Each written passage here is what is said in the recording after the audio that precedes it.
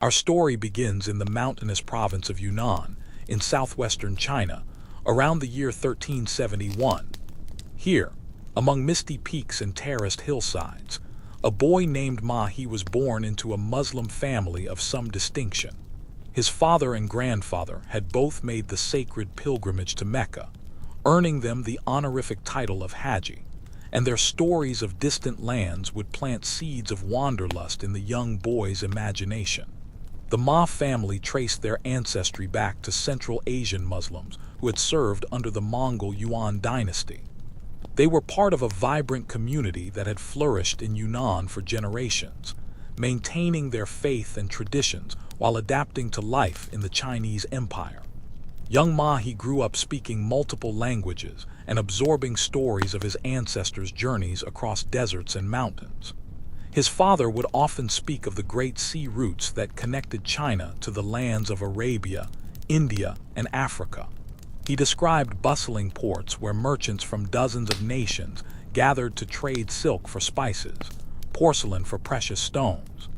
These tales filled the young boy's dreams with visions of distant shores and exotic kingdoms. Picture a young Mahi sitting by firelight, listening to his father describe the great mosques of distant cities, the markets overflowing with treasures from every corner of the known world. His grandfather would add his own memories of the long journey to Mecca, describing endless deserts under blazing suns, oasis towns where travelers rested beneath date palms, and the overwhelming emotion of finally reaching the holy city. These stories were more than entertainment. They were education, passing down knowledge of geography, trade routes, and foreign cultures that would prove invaluable in years to come. The young boy learned that the world was vast and full of wonders, that brave men could cross oceans and mountains to discover new horizons. But childhood innocence would soon be shattered. The Ming dynasty was consolidating its power across China, and the provinces that had supported the fallen Mongol rulers faced the wrath of the new regime. Yunnan, with its diverse population and history of loyalty to the Yuan, became a target for military campaigns. In 1381, when Mahi was approximately 10 years old, Ming forces swept through Yunnan. The invasion brought devastation to countless families, including his own. His father died during the conflict, and young Mahi was captured by the conquering army. What followed would be a fate that many might consider worse than death itself. The boy was castrated and entered into service as a eunuch, a practice common in imperial China, where castrated males served in the royal court.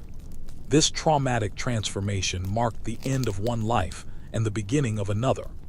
The child who had dreamed of following his father's footsteps to Mecca now faced an entirely different destiny. We cannot know what thoughts passed through the mind of the young captive as he was taken far from his mountain home. Perhaps he clung to memories of his Chapter 2, Service to the Prince. Mahi was assigned to serve in the household of Zhu Dai, the Prince of Yan, who was the fourth son of the founding Ming Emperor. This assignment, which might have seemed like another cruel twist of fate, would prove to be the turning point that would elevate the young eunuch to unprecedented heights of power and achievement. Zhu Dai was an ambitious and intelligent prince, stationed in Beijing to guard the northern frontier against Mongol incursions. Unlike many of his brothers who lived lives of luxury in the south, Zhu Dai was a warrior prince, constantly engaged in military campaigns and strategic planning. He recognized talent when he saw it, and something in the young Mahi caught his attention. Perhaps it was the boy's intelligence, his linguistic abilities, or his natural leadership qualities. Perhaps Zhu Dai saw in the young eunuch a reflection of his own resilience and determination. Whatever the reason, Mahi was selected for education and military training, opportunities rarely afforded to servants of his station. The prince's household became a new kind of home for the young servant. Here, Mahi found purpose and direction. He studied alongside other promising young men, learning the Chinese classics, military strategy, and the arts of diplomacy. His tutors noted his exceptional memory and his ability to grasp complex concepts with ease. Over the following years, Mahi absorbed knowledge like dry earth drinks rain. He studied history and philosophy, learning the teachings of Confucius and the strategies of ancient generals. He practiced calligraphy and poetry, developing the refined skills expected of educated men. But he also maintained his Muslim faith, praying 5 times daily and observing the traditions of his ancestors. Mahi grew into an imposing figure, reportedly standing over 6 feet tall, which was remarkable for that era. Historical accounts describe him as having a commanding presence, with a voice like a great bell and eyes that could both inspire loyalty and intimidate adversaries. His physical stature matched his growing intellectual capabilities. The prince recognized that he had discovered someone exceptional. Mahi was given increasing responsibilities, first managing household affairs, then participating in military planning sessions. Zhu Dai sought his advice on matters ranging from logistics to diplomacy, finding in his servant a sharp mind unclouded by the political machinations that plagued the court. Mahi participated in several military campaigns alongside Zhu Dai, proving himself not only intelligent but also brave and capable in battle. He earned the trust and friendship of the prince, becoming one of his most valued confidants. Their bond would strengthen through years of shared hardship and triumph. The relationship between prince and servant transcended the usual boundaries of their respective stations. Zhu Dai treated Mahi not merely as a useful tool, but as a trusted companion whose counsel he valued.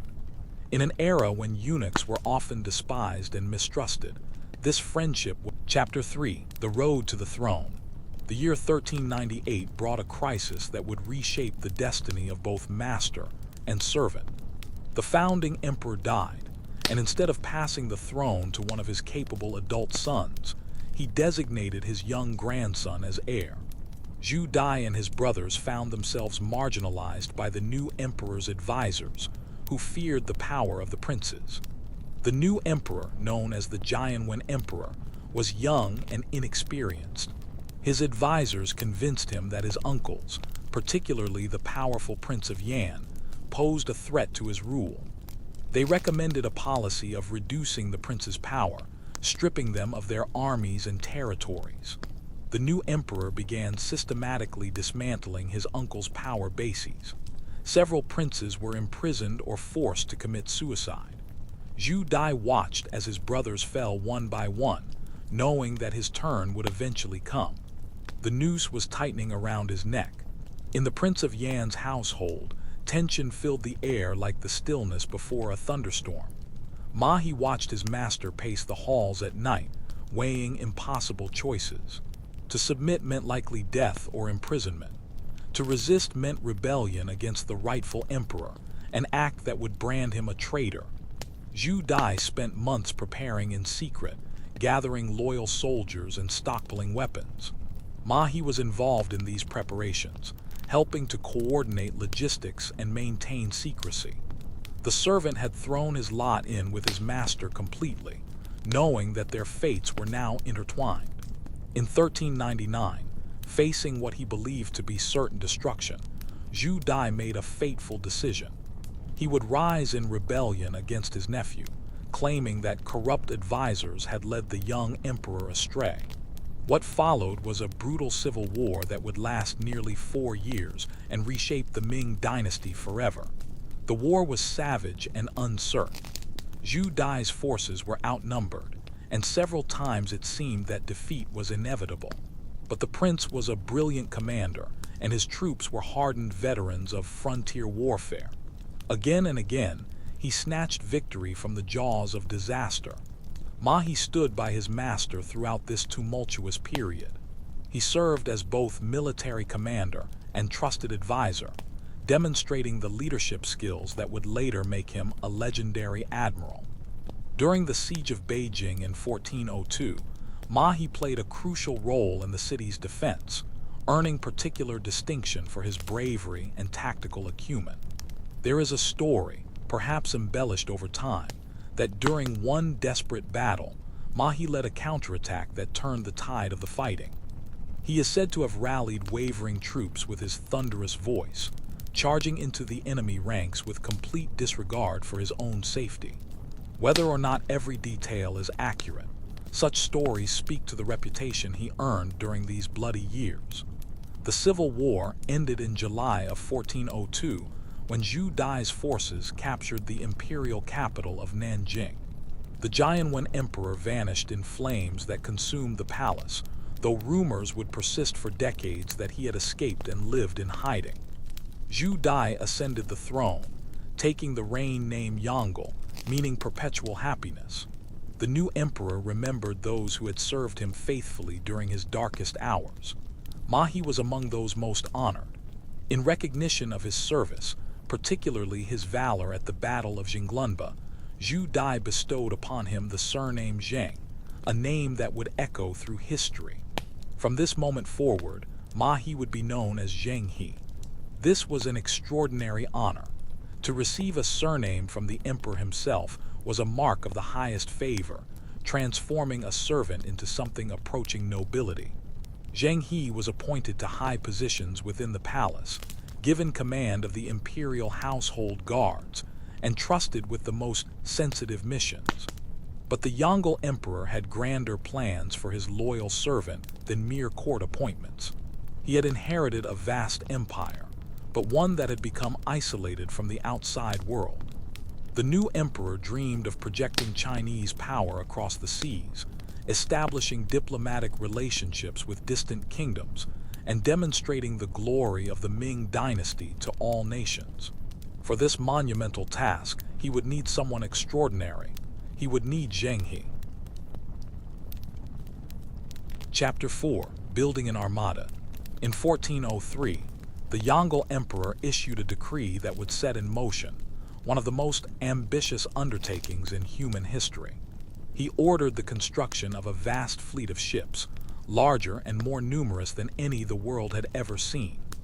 These vessels would carry Chinese power and prestige to the farthest corners of the known world. The emperor appointed Zheng He as the commander of this extraordinary expedition. It was an unusual choice by the standards of the time. Zheng He was a eunuch, a Muslim, and a former captive, not the typical background for an admiral. But the emperor knew his man, trusted his capabilities, and understood that his unique background made him ideally suited for diplomatic missions to foreign lands. The shipyards of Nanjing became hives of activity as thousands of workers labored to fulfill the emperor's vision. The sound of hammers and saws echoed from dawn to dusk, as craftsmen shaped massive timbers into the hulls of ships that would dwarf anything seen before. The scale of the enterprise was staggering. At the heart of the fleet were the treasure ships, the largest wooden vessels ever constructed. Historical records describe these giants as measuring over 400 feet in length and 160 feet in width, with 9 masts and crews of over 1,000 men each. Modern scholars debate the exact dimensions, but even conservative estimates suggest ships several times larger than anything Europeans would build for another century. Imagine standing on the deck of such a vessel. The mast towers above you like a great tree, its sails spread against the sky like a cloud made solid. The deck stretches before you, wide enough to host a small village. Below, multiple levels contain cargo holds, living quarters, and storage for years of supplies. This floating city was designed to cross oceans. The treasure ships were not alone. The fleet included hundreds of smaller vessels, each with its own purpose. Horse ships carried the cavalry mounts needed for military operations on land. Supply ships bore food, fresh water, and trade goods.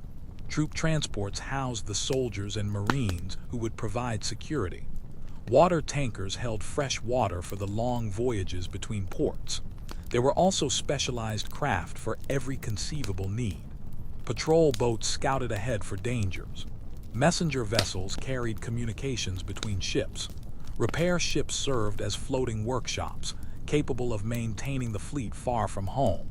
Medical ships tended to the sick and injured.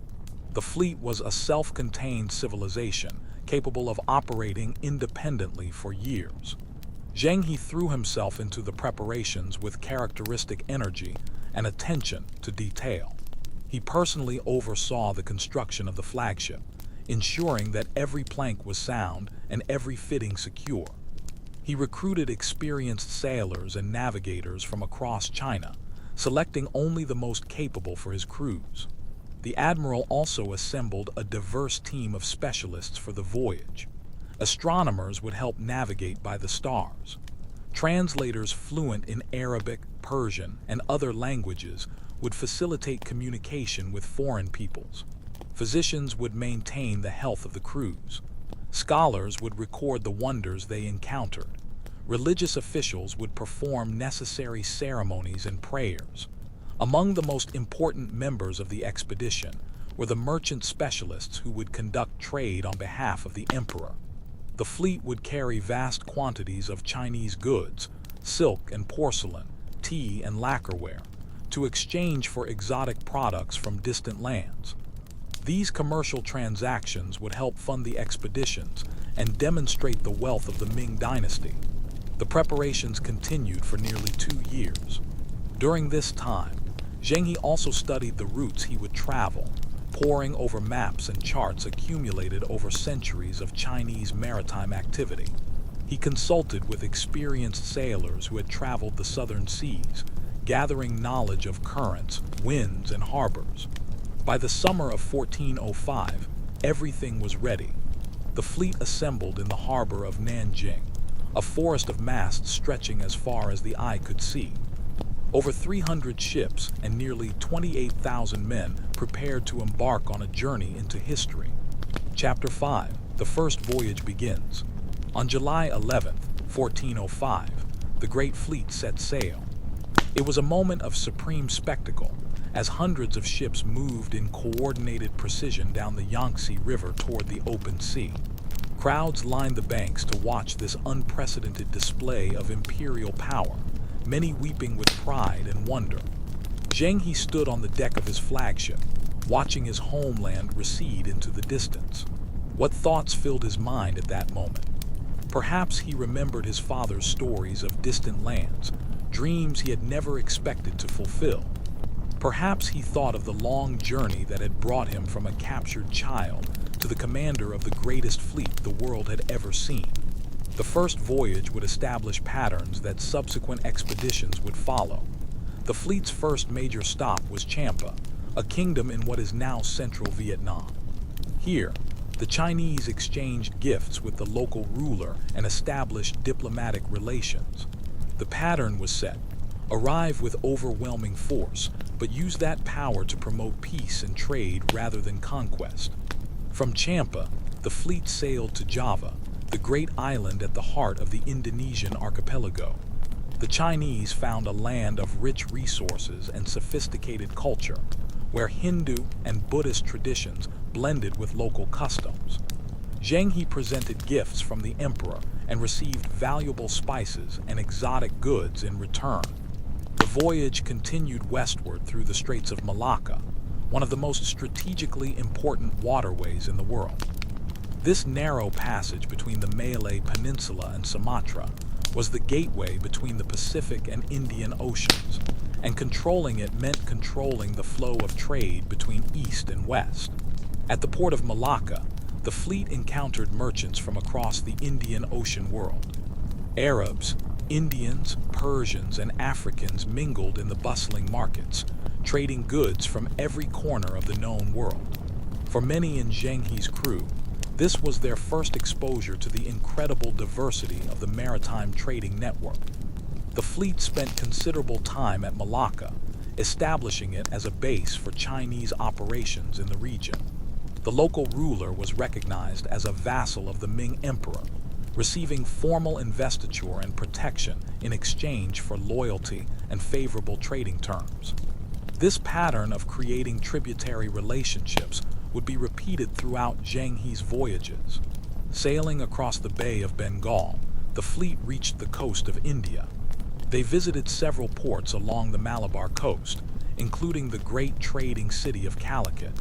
Here, the Chinese encountered a sophisticated commercial civilization, where merchants had grown wealthy handling trade between East and West for centuries. The ruler of Calicut, known as the Zamorin, welcomed the Chinese fleet with appropriate ceremony. Gifts were exchanged, diplomatic protocols observed, and trade agreements reached. The Chinese exchanged silk and porcelain for pepper, the black gold that drove so much of Indian Ocean commerce. Throughout these encounters, Zheng He demonstrated the diplomatic skills that would make him legendary. He approached foreign rulers with respect, acknowledging their dignity while making clear the power and prestige of the Ming Emperor. He was generous with gifts, but firm in his expectations of proper tribute and recognition. The first voyage also revealed Zheng He's willingness to use force when necessary. In the Straits of Malacca, the fleet encountered Chen Zui, a Chinese pirate who had terrorized the region for years. Zheng He destroyed the pirate fleet in a decisive battle, capturing Chen Zui and bringing him back to China for execution. The message was clear: the seas were now under Ming protection. The fleet continued to Ceylon, the island we now call Sri Lanka. Here, they encountered another sophisticated civilization, home to ancient Buddhist traditions and valuable trade goods. The Chinese established friendly relations with the local rulers and acquired precious gems for which Ceylon was famous. After nearly 2 years abroad, Zheng He led his fleet back to China. They arrived in 1407, bearing treasures from across the seas and ambassadors from numerous foreign nations. Chapter 6, the second and third voyages. The success of the first voyage only whetted the Yongle Emperor's appetite for maritime expansion. Within months of Zheng He's return, preparations began for a second expedition. This pattern would continue for decades, with each voyage building on the achievements of its predecessors. The second voyage departed in 1407 and followed a similar route to the first, but with expanded objectives. Zheng He was tasked with escorting foreign ambassadors back to their homelands, and with further establishing Chinese presence in key ports throughout Southeast Asia and India. This voyage saw the formal establishment of Malacca as a major Chinese trading base. The city would become a hub of commerce, where goods from China, India, Arabia, and Africa changed hands. Chinese merchants settled there permanently, creating communities that would persist for centuries. The fleet also expanded Chinese diplomatic relationships throughout the region. More kingdoms agreed to become tributaries of the Ming Emperor, acknowledging Chinese suzerainty in exchange for the benefits of trade and protection. This system created a network of alliances that stretched across thousands of miles of ocean. The third voyage, beginning in 1409, was perhaps the most dramatic of the early expeditions. It saw Zheng He venture further than before and face his most serious military challenge since the campaign against the pirates. The fleet reached Ceylon, where they found the political situation had changed since their first visit. A new king had seized power and proved hostile to the Chinese presence. When Zheng He went ashore to pay respects at a local temple, he was ambushed by Ceylonese forces seeking to capture him and seize his treasure ships. What followed demonstrated both Zheng He's military abilities and his quick thinking under pressure. Realizing that the main Ceylonese army was committed to the attack on his party, the admiral led a counterattack not against his immediate attackers, but against the capital city itself. With a small force of loyal soldiers, he fought his way through to the palace and captured the king and his family. This bold stroke reversed the situation completely. The Ceylonese forces, their leader captured, sued for peace. Zheng He showed remarkable restraint in victory, treating his prisoners with dignity and eventually arranging for a new, more friendly ruler to take the throne. The captured king was taken to China, where the Yongle Emperor pardoned him and allowed him to return home. The episode in Ceylon enhanced Zheng He's reputation throughout the Indian Ocean world. Here was a commander who could be both fearsome in battle and magnanimous in victory. Foreign rulers noted that the Chinese sought peaceful trade rather than conquest. but were fully capable of defending themselves and their interests. Chapter 7. The Fourth and Fifth Voyages.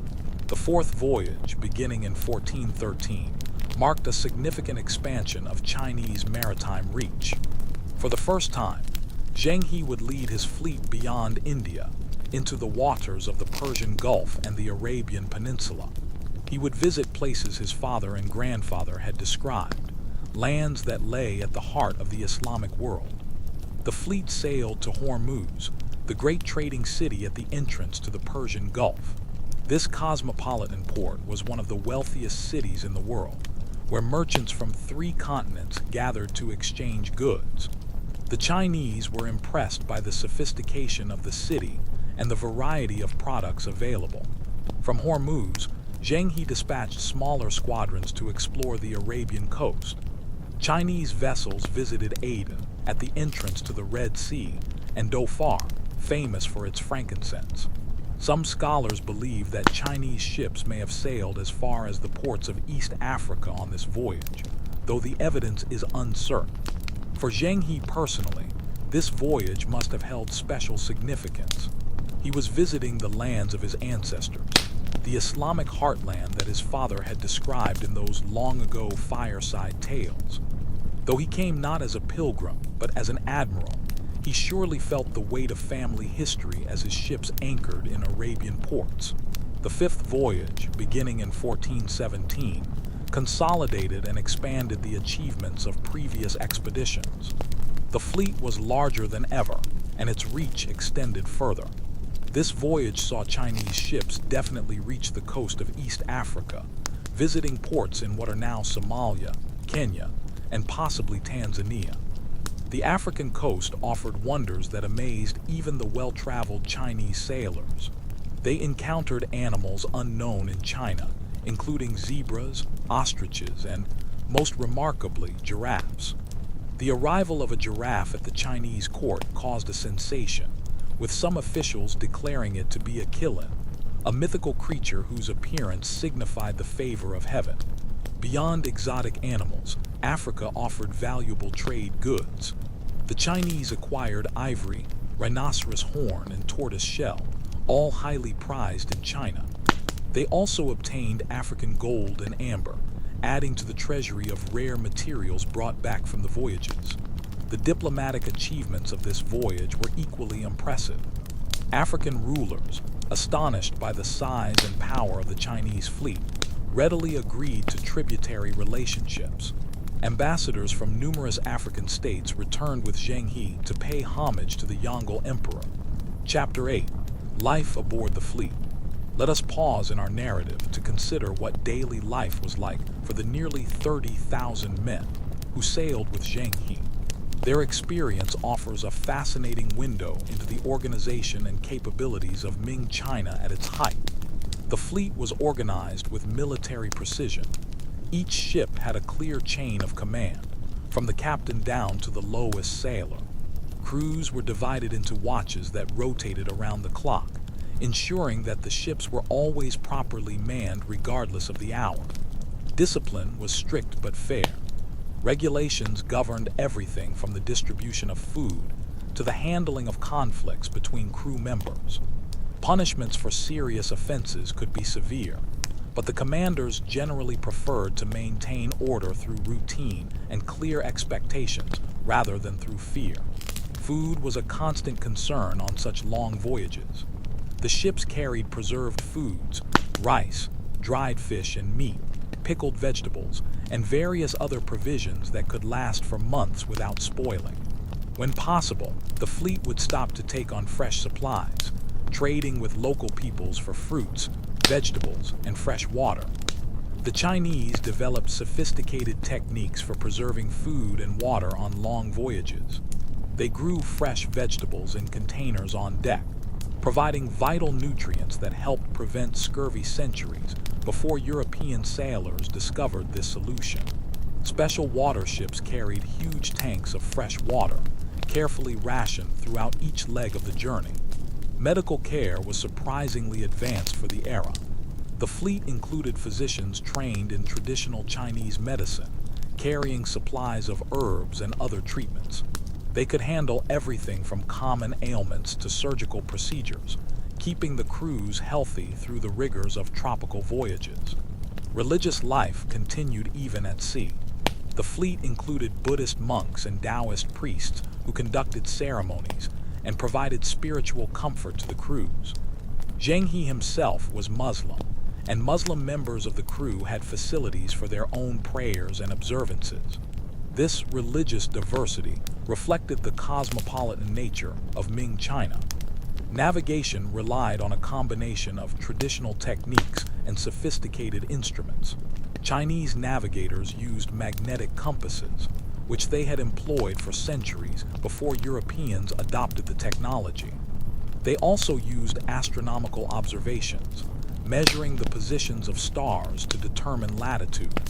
The Chinese developed detailed sailing directions, called rudders, which described routes between ports with remarkable precision. These documents noted landmarks, currents, depths, and anchorages, accumulated knowledge from generations of maritime experience. Zheng He's navigators carried rudders covering thousands of miles of coastline. Communication between ships in the vast fleet presented unique challenges. The Chinese developed an elaborate system of flags and lanterns that allowed commands to pass from the flagship to the most distant vessel. Drums and gongs provided audible signals that could be heard across the water. At night, precise patterns of lantern lights conveyed messages through the darkness. Entertainment helped maintain morale during the long weeks at sea. Musicians and storytellers traveled with the fleet, providing evening entertainment after the day's work was done. Gambling was popular, though regulated to prevent conflicts. Some sailors passed time carving, painting, or practicing calligraphy. The fleet also included craftsmen who could handle almost any repair. Carpenters could patch damaged hulls. Sailmakers could repair torn canvas. Blacksmiths could forge replacement fittings. This self-sufficiency allowed the fleet to operate far from home for years at a time. Chapter 9. Encounters and Exchanges. The voyages of Zheng He were fundamentally about connection, linking China to the vast network of maritime trade that stretched from Japan to Africa. At every port, exchanges occurred that went far beyond simple commerce. The Chinese brought technological knowledge that impressed their hosts. They demonstrated advanced shipbuilding techniques, navigation instruments, and manufacturing processes. Foreign craftsmen eagerly studied Chinese methods, adapting them to their own traditions. In return, the Chinese learned from the peoples they encountered. They acquired knowledge of foreign medicines, agricultural techniques, and manufacturing processes. They collected samples of plants, animals, and minerals unknown in China, expanding their understanding of the natural world. Cultural exchange flowed in both directions. Chinese artists depicted the strange lands and peoples they encountered, while foreign artists created works influenced by Chinese styles. Musical traditions mingled, as sailors and merchants shared songs and instruments across cultural boundaries. The voyages facilitated the movement of people as well as goods. Foreign merchants, scholars, and craftsmen traveled to China, some settling permanently and contributing their skills to Chinese society. Chinese immigrants established communities in Southeast Asian ports that would persist for centuries. Religious exchange was particularly significant. Buddhist pilgrims used the Chinese ships to travel between centers of their faith. Muslim scholars from Arabia and Persia visited China, while Chinese Muslims traveled in the opposite direction. These exchanges strengthened religious communities across the Indian Ocean world. The diplomatic relationships established by Zheng He created lasting connections between China and dozens of foreign states. Regular tribute missions became the norm, with foreign envoys traveling to China to present gifts and receive recognition from the emperor. These ceremonies reinforced a hierarchical vision of international relations centered on China. Chapter 10. The Sixth Voyage and Imperial Transition. The Sixth Voyage, beginning in 1421, would be the last under the direction of the Yongle Emperor, who had made the entire enterprise possible. This expedition was designed to return the numerous foreign ambassadors who had accumulated at the Chinese court to their homelands across the Indian Ocean. The fleet visited the familiar ports of Southeast Asia and India before continuing to Arabia and Africa. At each stop, ambassadors disembarked with gifts and messages from the Chinese emperor. The voyage served to reinforce the diplomatic relationships built over nearly 2 decades of maritime activity. But even as the fleet sailed the southern seas, great changes were unfolding in China. The Yongle Emperor, who had devoted enormous resources to his capital-building projects and military campaigns, was aging. His health declined through the early 1420s, and in 1424, he died during a campaign against the Mongols. The emperor's death marked the end of an era. The new ruler, the Hongxi Emperor, had always been skeptical of the maritime expeditions. He viewed them as expensive extravagances that drained resources from more pressing needs. Within months of taking power, he ordered a halt to the voyages and recalled Zheng He and his fleet. For Zheng He, this was a bitter blow. He had devoted 2 decades to building Chinese maritime power, and now saw his life's work threatened with abandonment. The admiral returned to China and took up administrative duties in Nanjing, but his heart remained on the sea. The Hongxi Emperor's reign was brief, just 9 months before he too died. His successor, the Xuan Emperor, was more sympathetic to the maritime expeditions. After several years of suspended activity, he authorized one final voyage, perhaps the greatest of them all. Chapter 11, the 7th and final voyage. In 1431, Zheng He set sail for the last time. He was now approximately 60 years old, ancient by the standards of the era, but his spirit remained undimmed. This voyage would be the largest yet, with over 100 ships and 27,000 men, a final demonstration of Chinese maritime power. The 7th voyage followed the established routes but with renewed vigor. The fleet visited all the major ports of Southeast Asia and India, renewing relationships that had lapsed during the years of inactivity. Zheng He dispatched squadrons to explore new territories and establish contact with peoples not previously reached. One squadron sailed up the Red Sea, reaching the port of Jeddah, the gateway to the holy cities of Mecca and Medina. For Zheng He, this represented the fulfillment of a lifelong dream. Whether he personally made the pilgrimage to Mecca is unknown, but he certainly came closer to his ancestors' spiritual homeland than he had ever been before. The fleet also returned to East Africa, strengthening connections with coastal kingdoms and acquiring the exotic goods for which the continent was famous. Chinese records describe the wonders of African lands in vivid detail, evidence of the genuine curiosity that drove these expeditions. Throughout the voyage, Zheng He demonstrated the qualities that had made him legendary: diplomatic skill, military competence, and an ability to inspire loyalty in his men. Foreign rulers who had dealt with him for decades received him as an old friend, testimony to the relationships he had built over his remarkable career. The return voyage was bittersweet. Zheng He knew that this would likely be his last expedition, that the political climate in China had turned against the maritime enterprise he had devoted his life to building.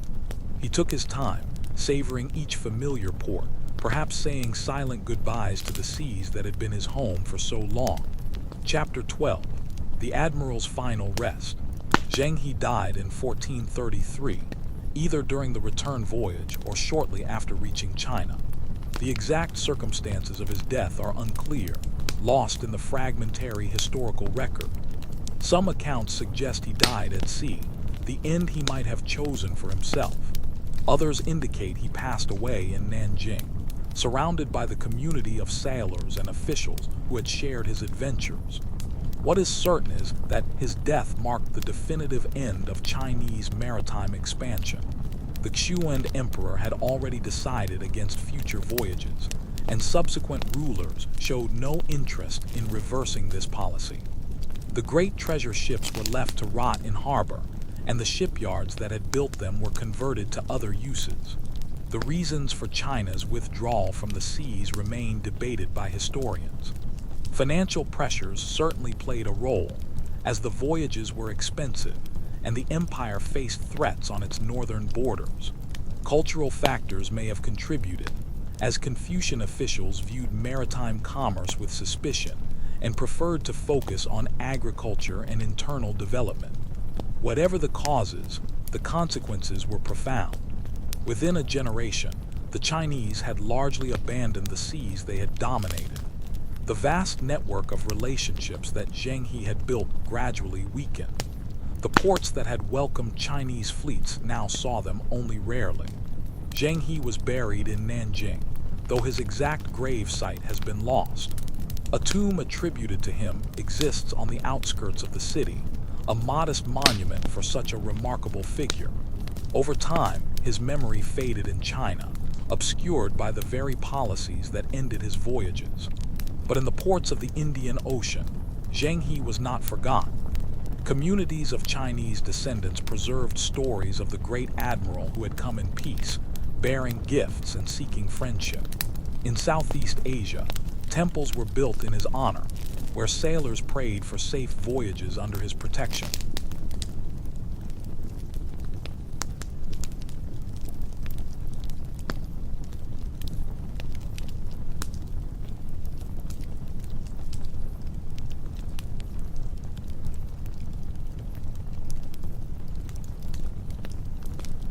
Chapter 13, What Might Have Been. The voyages of Zheng He raise one of history's great counterfactual questions. What if China had continued its maritime expansion? The treasure fleet sailed decades before Columbus crossed the Atlantic and Vasco da Gama rounded Africa. Chinese ships were larger, more numerous, and more sophisticated than anything Europeans would build for another century. Had China maintained its presence on the seas, the entire history of European expansion might have unfolded differently. Portuguese and Spanish explorers might have encountered established Chinese trading networks rather than open opportunities. The colonial empires that came to dominate so much of the world might never have emerged in the same form. We must be careful not to over-romanticize this alternative history. Zheng He's voyages were not entirely peaceful, as the campaigns against pirates and the invasion of Ceylon demonstrate. Chinese trade was backed by military force, and the tributary system imposed a hierarchical relationship on foreign states. Yet there were important differences between Chinese and European approaches to overseas expansion. The Chinese sought trade and diplomatic recognition rather than territorial conquest. They established trading posts rather than colonies. They worked through existing political structures rather than replacing them with foreign rule. The Indian Ocean world that Zheng He visited was a remarkably diverse and interconnected place. Arabs and Africans, Indians and Persians, Malays and Chinese mingled in its ports, exchanging goods and ideas across cultural boundaries. This cosmopolitan civilization operated on principles of commercial exchange rather than military conquest. European expansion would transform this world dramatically. The Portuguese, and later the Dutch and British, imposed monopoly systems that excluded traditional merchants. They built fortified trading posts that could dominate through force what they could not win through competition. Eventually, commercial control gave way to outright colonial rule. Zheng He's voyages offer a glimpse of an alternative model of international relations, one based on prestige and mutual benefit rather than domination and extraction. Whether this model could have persisted and spread is impossible to know, but its existence reminds us that history is not predetermined, that different choices might have led to different outcomes. Chapter 14. Rediscovering the Admiral. For centuries after his death, Zheng He remained largely forgotten in his homeland.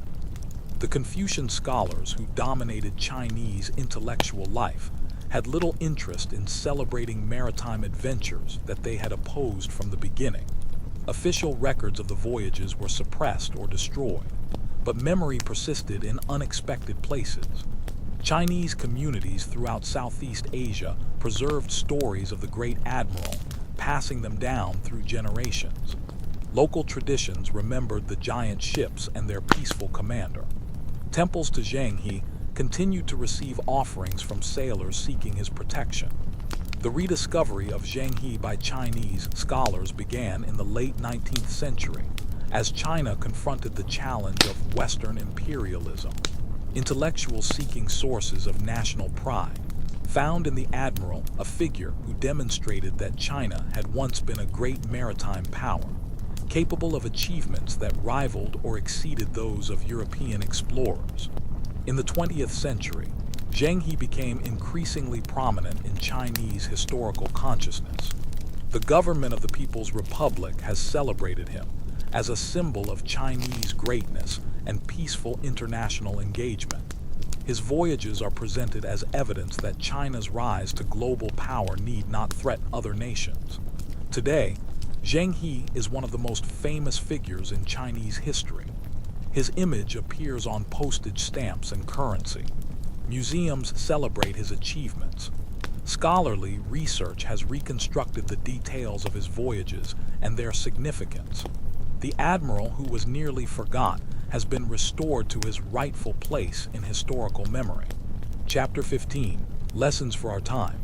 As we conclude our journey through the life of Zheng He, we might pause to consider what lessons his story offers for our own time. The issues he confronted, of how great power should engage with the wider world, remain as relevant today as they were 6 centuries ago. Zheng He demonstrated that power can be projected through commerce and diplomacy, as well as through conquest. His vast fleets could have conquered any port they visited, but instead they sought to establish relationships of mutual benefit. This approach built lasting connections that endured for generations. The admiral also showed the importance of cultural sensitivity in international relations. He learned the languages and customs of the peoples he encountered, approaching them with respect rather than condescension. His Muslim faith actually became an asset, allowing him to connect with communities across the Islamic world. At the same time, Zheng He's story carries cautionary lessons. His achievements were ultimately undone by political decisions made in distant capitals by people who did not understand or value what he had built. The lesson that great enterprises can be abandoned through short-sightedness resonates across time. The diversity of Zheng He's crews offers another lesson. His expeditions succeeded in part because they included experts from many backgrounds: Muslims and Buddhists, soldiers and scholars, merchants and craftsmen. This diversity brought skills and perspectives that no homogeneous group could have provided. Finally, Zheng He's life reminds us of the human capacity for resilience and transformation. The captured child who might have been broken by tragedy instead rose to extraordinary heights. His story suggests that circumstances do not determine destiny, that individuals can transcend even the most difficult beginnings. Conclusion. Farewell to the Dragon's Admiral. Our voyage together is nearing its end. We have traveled from the mountains of Yunnan to the coasts of Africa, following in the wake of Zheng He's treasure fleets. We have witnessed the transformation of a captive child into a legendary admiral, and explored the world that his voyages connected. Zheng He sailed at a remarkable moment in history, when China possessed both the capability and the will to reach across the seas. The civilization he represented, with its sophisticated technology, its accumulated wisdom, and its ancient traditions, stood at the height of its power and creativity. The admiral himself embodied the possibilities of his age. Rising from the most humble origins to the highest positions, he demonstrated that talent and determination could overcome any obstacle. His leadership inspired thousands to venture into the unknown, trusting in his vision and his judgment. The worlds Zheng He visited were equally remarkable. The Indian Ocean Rim was home to sophisticated civilizations that had been exchanging goods and ideas for millennia. Arab merchants and Indian scholars, African traders and Southeast Asian rulers all participated in a cosmopolitan culture that transcended political boundaries.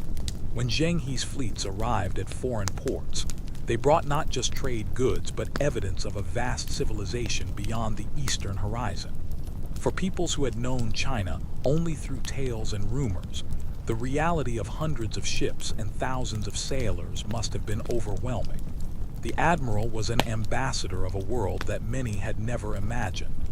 The end of the treasure voyages marked a turning point not just for China, but for the world.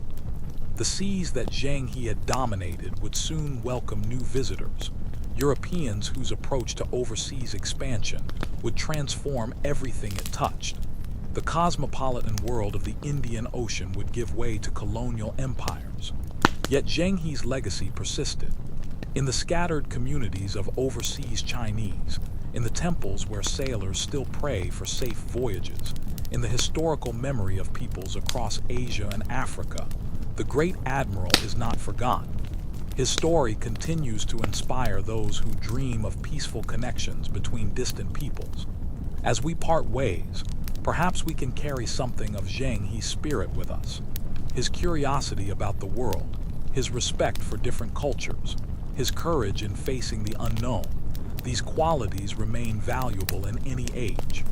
The seas he sailed still connect our world, still offer opportunities for exchange and understanding.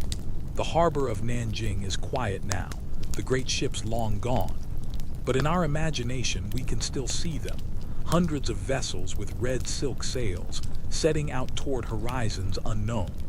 At the head of the fleet stands a towering figure, the boy from Yunnan who became the Dragon's admiral, forever sailing into history. Thank you for joining me on this journey.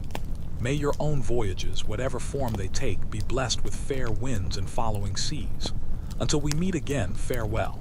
The end.